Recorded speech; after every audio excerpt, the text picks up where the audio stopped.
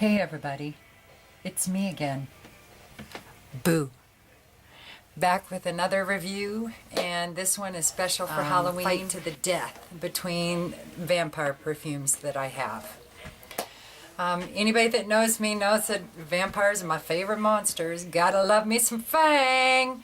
And I was a Twilight nerd. I love the books. Movies, not as much, but I love the books. But my love, and I read the books too, also for True Blood. I believe it was Charlene Harris that wrote True Blood, and Stephanie Meyer wrote the Twilight series. So anyway, I was really into all of the books. The True Blood series, and then and it wasn't True Blood, it was, I believe they were called the Sookie Stackhouse series. And then the Twilight books. I was a real nerd. Still am. So anyway, I like the True Blood books better, and then when the series came out I knew I'd love it more, and I did. It's fabulous. This is the last year though. This coming season is the last one, then I guess it's all done, and that really upsets me. But whatever. So anyway, I thought, well, I have both the perfumes, why not do a battle of the fight to the death of the vampire perfumes. So I have them both.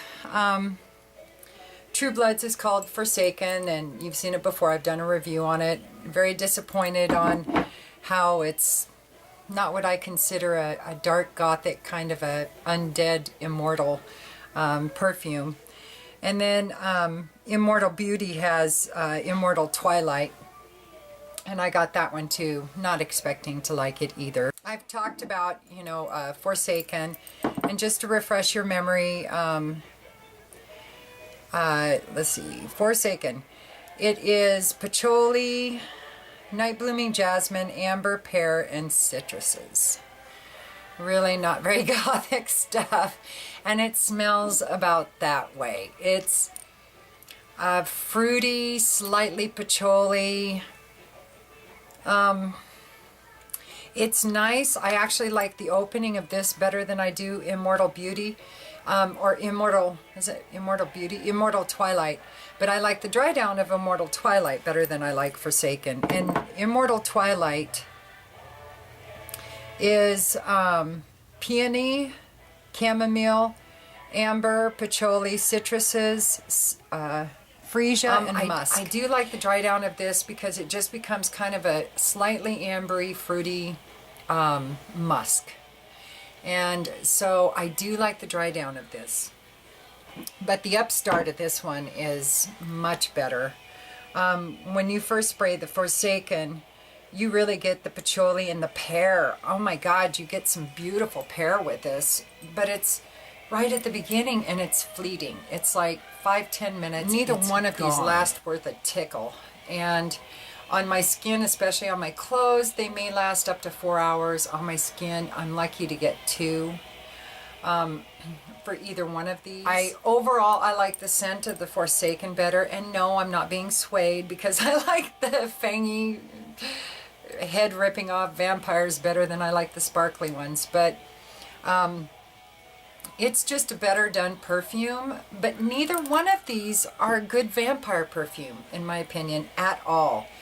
I mean, they're both kind of fruity. One's fruity musky, the other one's just kind of fruity, and they're both nice. I guess if you're a teenager or in your 20s, you'd probably appreciate these. Because you can smell nuances and notes that I, in my older years, can no longer smell, you know, because your sense of smell starts to degrade after a while. And so some notes I can't pick up, and I've said before, but that's why older women especially like the spicier, louder, more in-your-face kind of perfumes, is because that's what they can smell. They can't smell the real subtle perfumes like some of the younger gals can. So would I bother with either one of these if I wasn't a vampire buff? Because that's the only reason I have them, is I was curious, they were cheap, and I just wanted to have them in my collection because I love vampires. No, I wouldn't bother with either one of them if I wasn't a fan of the vampires they represent. No, I'd throw them both away and go to Opus Oils and get Eau de Vampire. Now we're talking.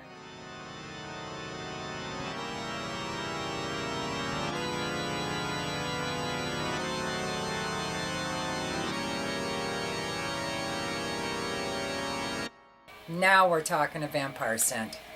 This one I have. This is not for the faint of hearted. This blood cedarwood, hello, totally belongs in a vampire perfume.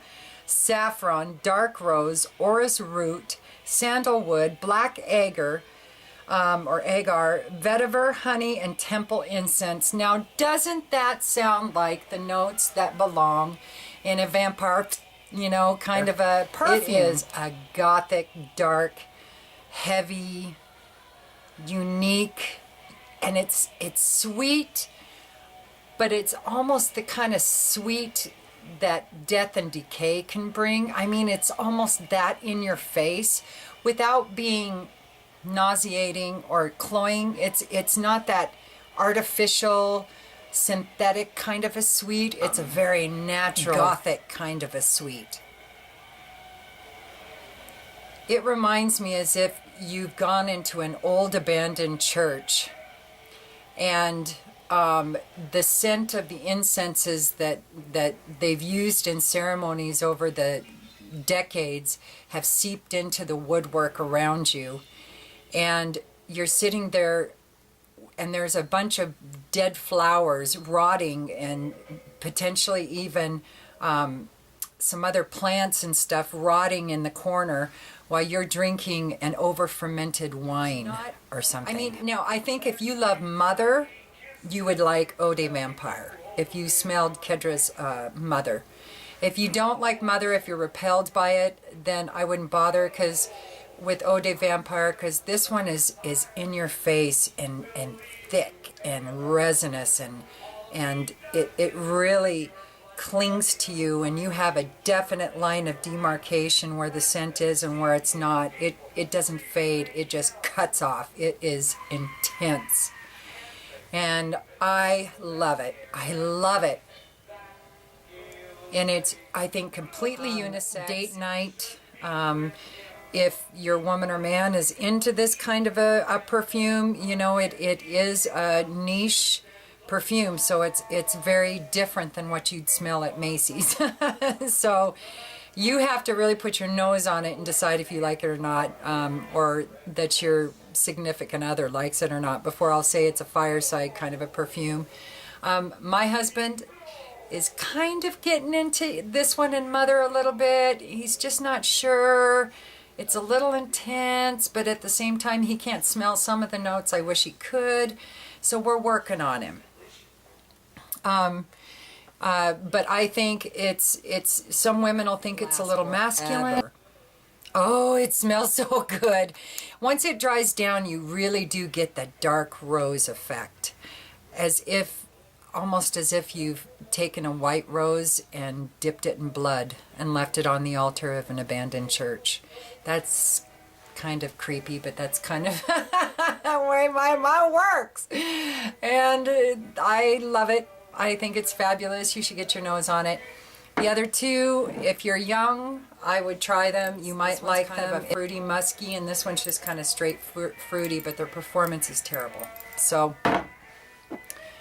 if you're grown, though, if you're an old grown vampire, go with Eau de Vampire, male or female. And I don't care who's the master in the house or not. Once you put this on, you will be. So I hope you all have a fabulous and very spooky but safe Halloween. When you're strange, when you're strange, when you're strange.